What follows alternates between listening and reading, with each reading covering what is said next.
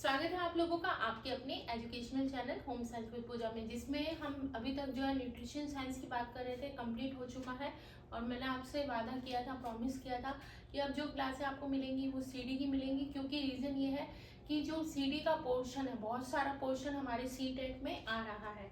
तो चलिए आज की क्लास को शुरू करते हैं। सबसे पहले हम जो है कुछ मनोवैज्ञानिक जो थे, जो कि सी टेट में 3 ही मनोवैज्ञानिक जो है मेंशन है सिलेबस में। एक आपका कोहलबर्ग है, जीन पियाजे है और एक लीव वाइगोस्की। तो कोहलबर्ग जो है आज इन्हीं से हम शुरुआत करेंगे और इनके बारे में जानेंगे इन्होंने क्या क्या चीज़ें बताई हैं, किस चीज़ पे इनका सिद्धांत बेस्ड था। ये सारी चीज़ें आज की क्लास में हम जान लेंगे। तो चलिए कोहलबर्ग को अच्छे से समझते हैं, इन्होंने क्या क्या कहने की कोशिश की, क्या क्या थ्योरी दी, किस तरह से अपनी थ्योरी को बताने के लिए जो है प्रयत्न किए। तो वो सारी चीज़ें हम देख लेते हैं। तो चलिए बात कर लेते हैं आज कोहलबर्ग की।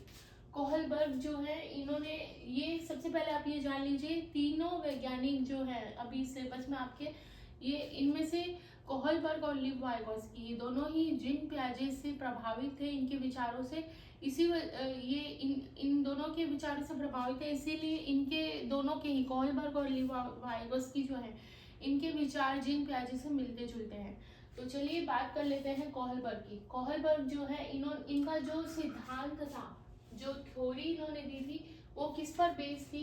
नैतिक विकास पर। किस पर बेस्ड थी? नैतिक विकास पर। इंपॉर्टेंट है, याद रखना है हमें।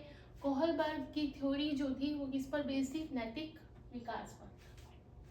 इनकी थ्योरी जो स्टेजेस में इन्होंने अपनी थ्योरी दी है, अलग अलग स्टेज दी है, और ये जो है सार्वभौमिक, यानी सभी जगह इनकी थ्योरी को जो है माना गया है और सही कहा गया है। तो चलिए अब बात करते हैं इनके बारे में, थोड़ा जान लेते हैं। तो लीव वाइगोस्की जो थे, कोहलबर्ग जो थे, इन्होंने 1958 में, इनका पूरा नाम लॉरेंस कोहलबर्ग था, और इन्होंने 1958 में नैतिक सिद्धांत दिया।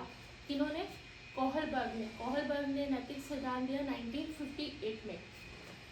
जीन पियाजे के सिद्धांत, ये जो जीन पियाजे थे, इनके विचारों से दो वैज्ञानिक दो मनोवैज्ञानिक थे, वो थे कोहलबर्ग और वाइगोस्की। ये दोनों ही इनके विचारों से प्रभावित थे। कोहलबर्ग ने जो अपना सिद्धांत दिया है वो किस पर बेस है? हिच की कहानी पर। ये हिच की कहानी पर बेस है। इसके बारे में थोड़ी बात कर लेते हैं। हिच की कहानी क्या थी? एक्चुअली एक हस्बैंड वाइफ थे जो कि बहुत ज़्यादा पुअर थे, बहुत ज़्यादा गरीब थे।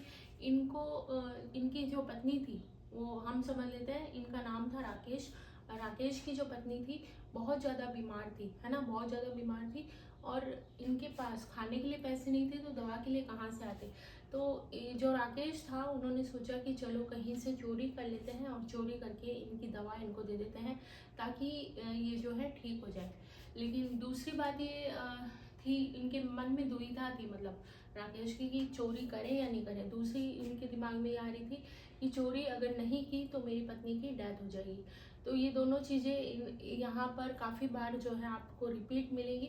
तो एक चीज़ और ध्यान रखनी है कि ये जो कोहलबर्ग थे, इनकी कहानी किस पर आधारित थी, किस पर बेस थी? हिच की कहानी पर। दो चीज़ें, एक तो ये नैतिक सिद्धांत पर थी, इन्होंने अपना सिद्धांत कब दिया था? 1958 में दिया था, और हिच की कहानी पर ये डिपेंडेंट थी। ठीक है, अब ये दो चीज़ें देखिए, अभी आपको बताई दी। नैतिक दुविधा, नैतिक दुविधा क्या थी? दवा महंगी है, चोरी करके पत्नी का इलाज करना जरूरी है। ठीक है, लेकिन तर्क क्या दिया जा रहा है कि अगर जरूरी है, चोरी सही है, इसके लिए तर्क ये दिया जा रहा है, अगर मैंने चोरी नहीं की तो मेरी पत्नी की डेथ हो सकती है। तो ये इस चीज़ को इन्होंने सही साबित करने के लिए तर्क दिया है।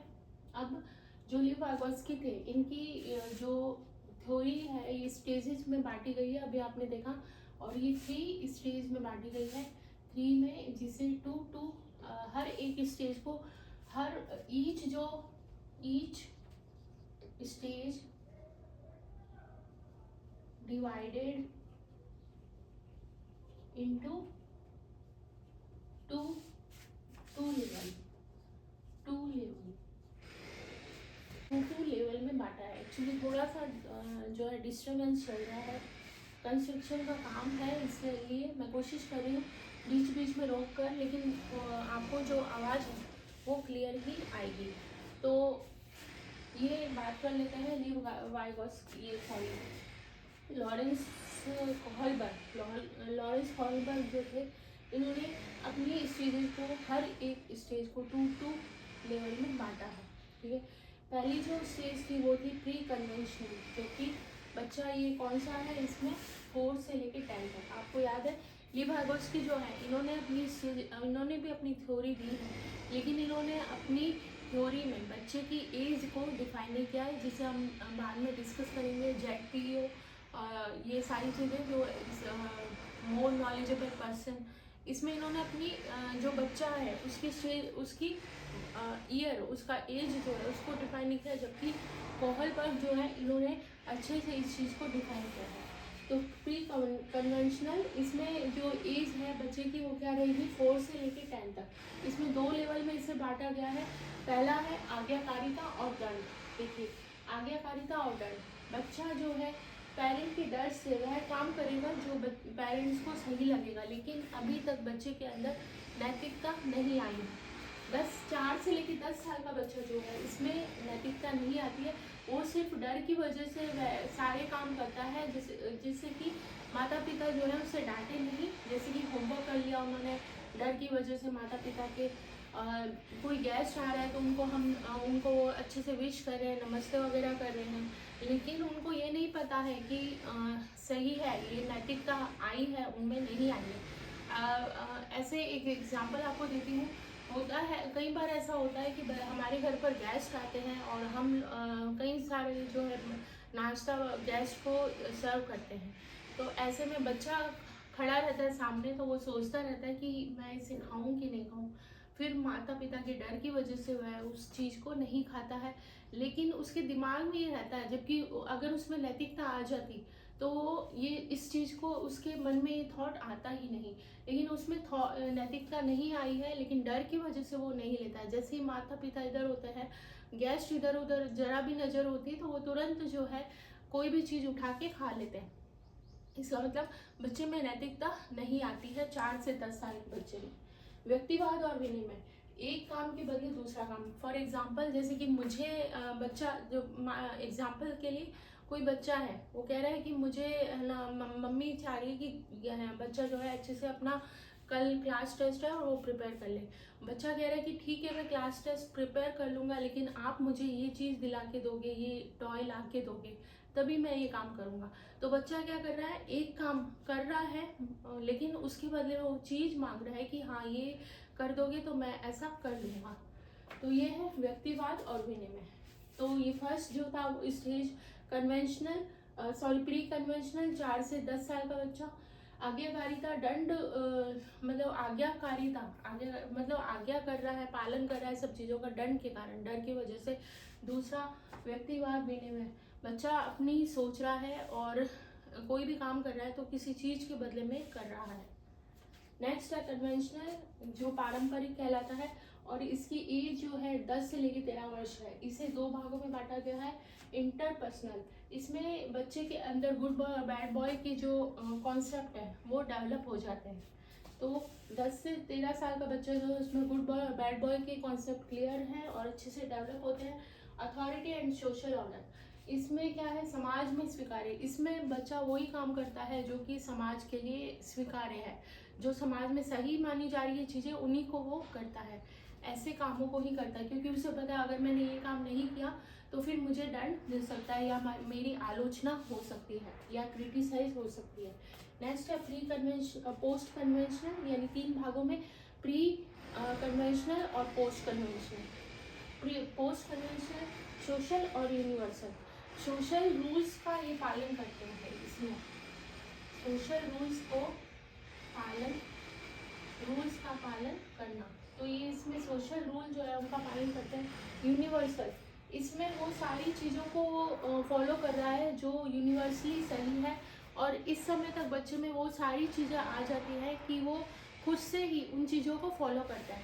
तो वो क्या करता है, स्वयं सभी रूल्स को फॉलो करता है। तो बच्चे में ये कहाँ आ जाता है, मतलब ये एज जो है इसकी पोस्ट कन्वेंशनल की एज जो है वो है 13 साल के बाद में, ठीक है।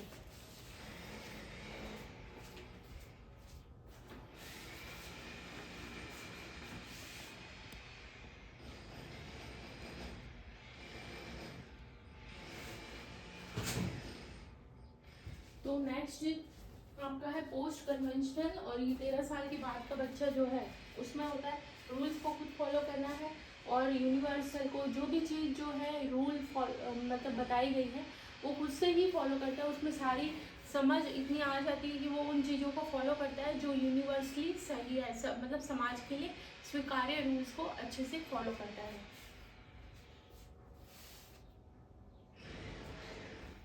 तो ये हमने देख लिया कोहलबर्ग को, और कोहलबर्ग को हमने अच्छे से डिस्कस कर लिया है, और एक बार आप रिवाइज जरूर कर लीजिएगा इसे अच्छे से। और इसमें आपको 2-3 चीज़ें याद करने वाली हैं। पहला तो नैतिक सिद्धांत पर आधारित था, इनका जो सिद्धांत था वो नैतिक सिद्धांत पर, नैतिक विकास पर आधारित था कोहलबर्ग का, ठीक है।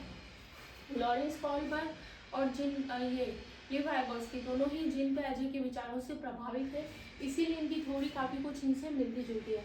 दूसरा, आप इसको कनेक्ट करके याद करिएगा कि लिव वाइगोत्स्की जो थे इन्होंने एज को डिफाइन नहीं किया था, इसी वजह से इनकी जो थ्योरी थी इसकी आलोचना की गई थी। नेक्स्ट आपको यही बताया जाएगा, मतलब इससे रिलेटेड क्वेश्चंस भी मैं आपको लेके आऊँगी आपके लिए कोहलबर्ग से, ताकि आपके कॉन्सेप्ट और भी अच्छे से क्लियर हो जाए। आज नहीं वो क्वेश्चन वाली सीरीज, क्योंकि आप एक बार इससे अच्छे से पढ़ के आइएगा, फिर आपको कल जो नेक्स्ट वीडियो मिलेगी उसमें क्वेश्चन आंसर वाला पोर्शन आपको मिल जाएगा।